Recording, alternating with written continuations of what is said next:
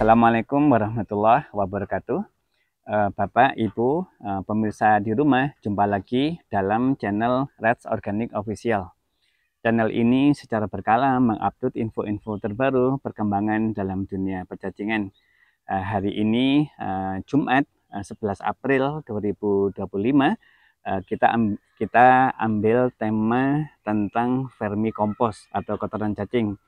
Bapak Ibu pemirsa di rumah, kita kali ini ambil konten di area kita sendiri ya, di area RAC. Ini adalah area calon untuk area kuliner, dimana di sini kita ada kuliner juga. Kini juga ada ini di sekitar kuliner ada macam-macam sayuran gitu ya.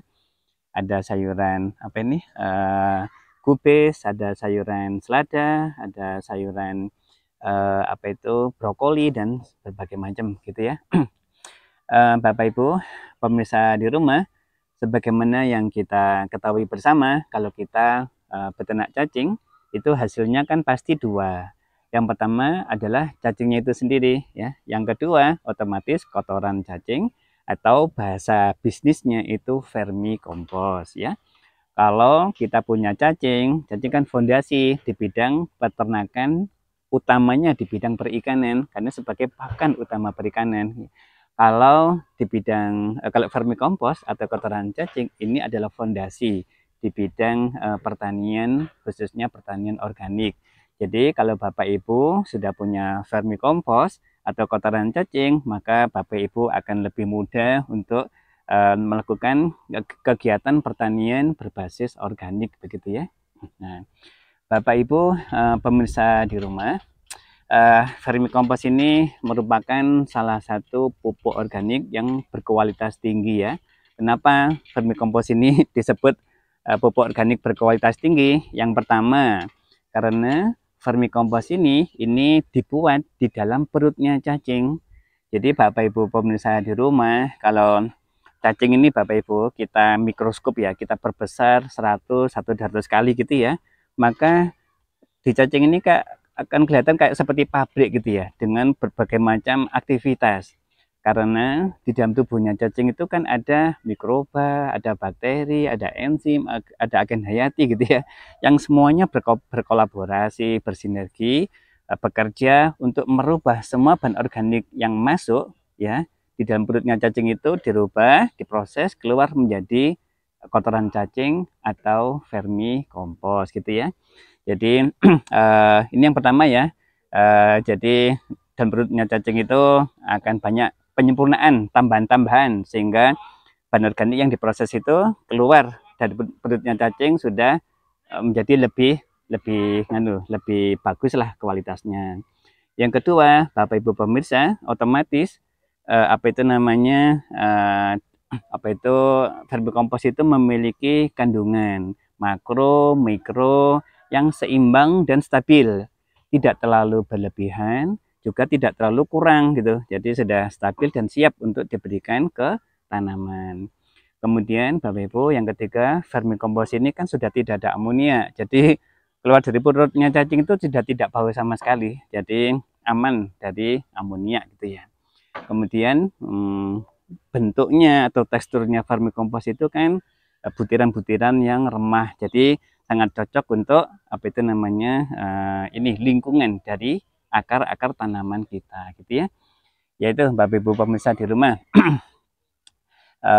Kenapa vermicompost menjadi salah satu pupuk organik yang berkualitas ya. Kemudian yang apa itu vermicompost ini apa itu bahan bakunya dari apa ya gitu ya.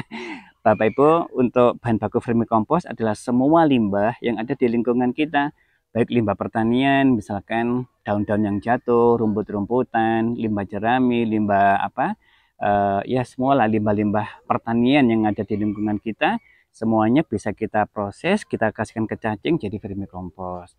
Atau kotoran-kotoran hewan, apa itu kotoran sapi, kambing, ayam, bebek, kelinci, kerbau dan sebagainya. Itu bisa dikasihkan ke cacing, dirubah jadi vermicompost.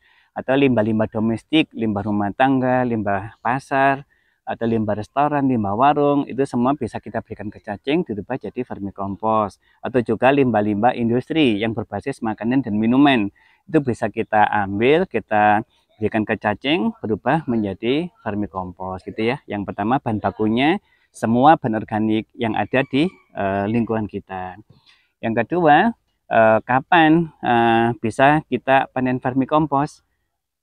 Karena kotoran vermikompos kan kotoran cacing ya, jadi apa itu namanya, kita bisa panen sebetulnya ya bisa setiap hari atau bisa seminggu gitu ya, atau kalau mau hasilnya langsung lebih banyak itu bisa panennya 2 atau 3 bulan sekali tapi langsung panen banyak, itu untuk panen vermikompos gitu.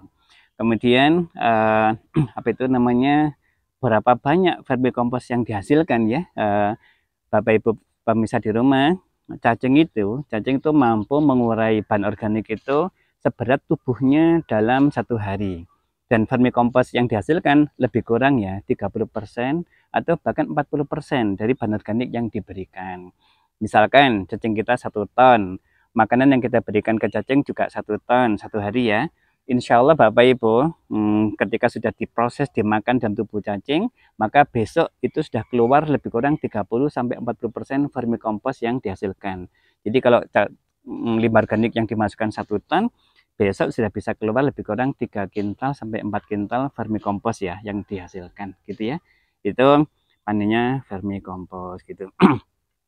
Bapak Ibu, jadi vermikompos ini aplikasinya bisa langsung ya, begitu kita ngambil vermikompos atau kotoran cacing di kolam-kolam budidaya, kita ambil ya, itu bisa langsung kita berikan ke tanaman kita, tanaman apa saja ya, bisa sayuran, bisa hortikultura, bisa tanaman keras ataupun tanaman-tanaman musiman, itu bisa ya.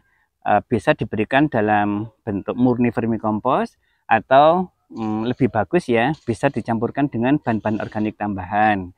Misalkan kita tambahkan sekem abu sekem ya, kita tambahkan dolomit ya, kemudian bisa kita tambahkan tanah untuk tambahan mineral dan sebagainya. Itu dalam aplikasinya bisa seperti itu. Yang jelas vermikompos bisa langsung kita berikan sebagai apa itu pupuk untuk tanaman kita gitu ya. Nah, baik Bapak Ibu, mungkin kita juga ke lapangan untuk melihat apa itu ya tanaman-tanaman kita yang kita berikan vermikompos gitu ya.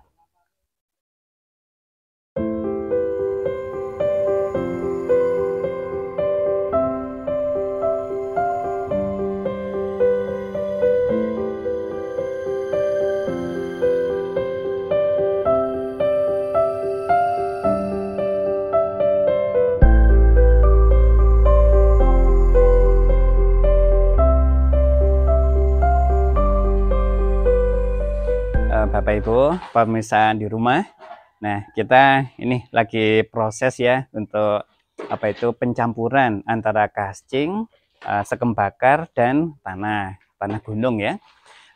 Barusan saja kascing diambil dari kolam-kolam budidaya ya, kascing sebagai pupuk utamanya gitu ya, atau ibaratnya kayak nasinya tanaman begitu. Nah, kita tambahkan sekem bakar itu untuk pertama menambah kegemburan ya, kedua untuk antibakterinya, yang ketiga bisa untuk membantu menyimpan air ya.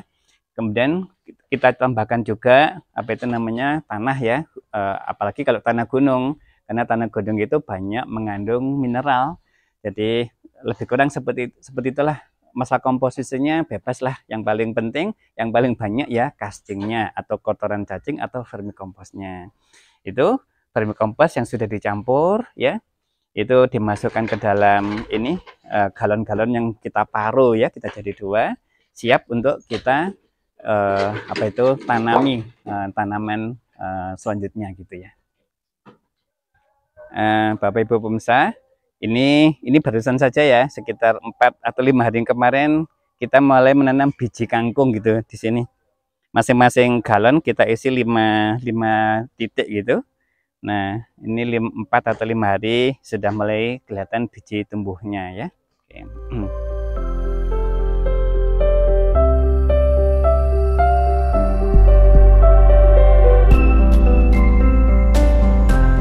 Nah, Kalau ini Bapak Ibu pemirsa, ini gubis ya. Usianya lebih kurang sekitar 1 bulan dari mulai kita tanam biji ya.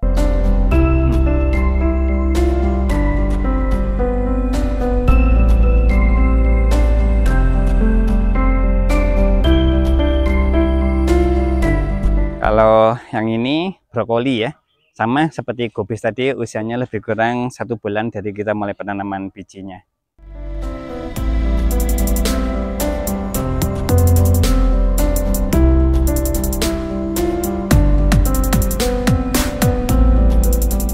Nah, selain kita nanam tadi sayuran-sayuran macam-macam tadi, kita juga nanam lombok, Bapak Ibu pemirsa. Ini sudah panen beberapa kali ya. Ini kita apa itu namanya murni ya, pakai vermikompos. Ya memang ini mulai ada keserang virus ya, karena memang hujan hampir setiap hari. Tapi insya Allah nanti kita juga akan bikin pestisida nabati menggunakan cacing sebagai bahan bakunya ya. Alhamdulillah lomboknya juga bagus, ini hasil ininya buahnya.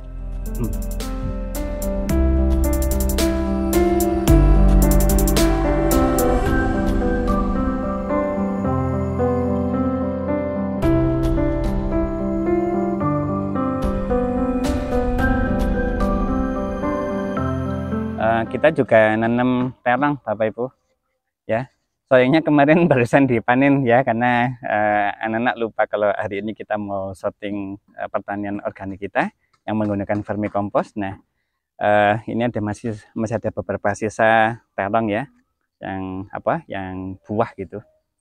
Terus ini usianya lebih kurang antara 1,5 sampai 2 bulan lah, dan sudah beberapa kali menghasilkan buah ya, atau sudah dipanen.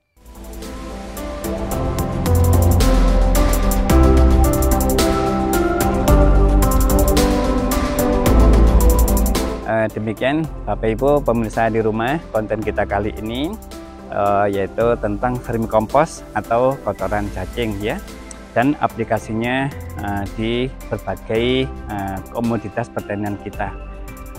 Semoga bermanfaat. Terima kasih. Assalamualaikum warahmatullahi wabarakatuh.